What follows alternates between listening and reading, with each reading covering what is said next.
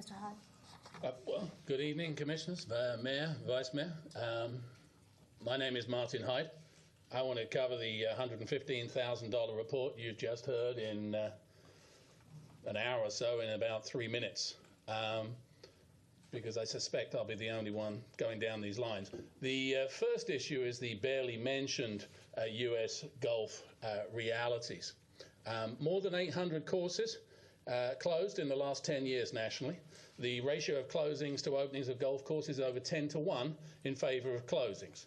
Major companies are pulling out or pulling back on golf. Simply put, golf is in decline nationally.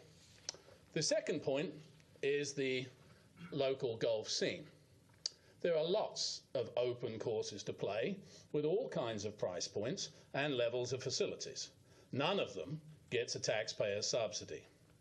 Thirdly, concerns Bobby Jones itself. The complex is not, and will never be, a national icon of golf sufficient to draw some visitors to Sarasota on its own, whatever is spent on it.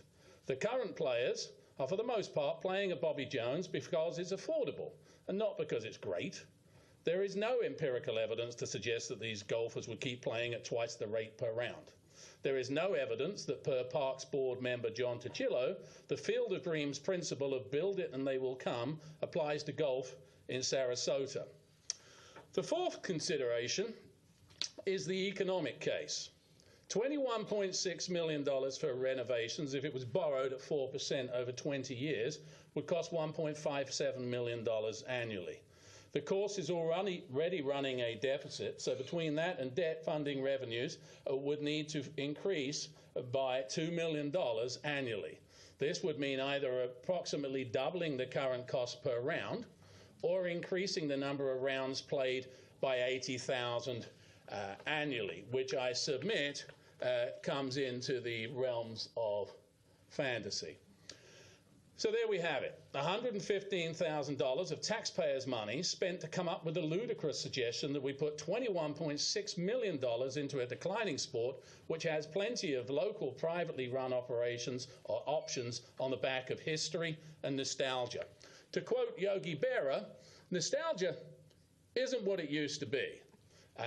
We have a $150 million pension deficit, homeless issues, affordable housing needs, police underfunding, beach erosion, infrastructure upgrades, all of which come a long way, I'm sorry to say, before, in my opinion, upgrading Bobby Jones. I have a list here for the clerk of over 150 golf management companies in the U.S. that would gladly take over Bobby Jones at no cost to taxpayers, whilst you focus on the more important needs that our city has.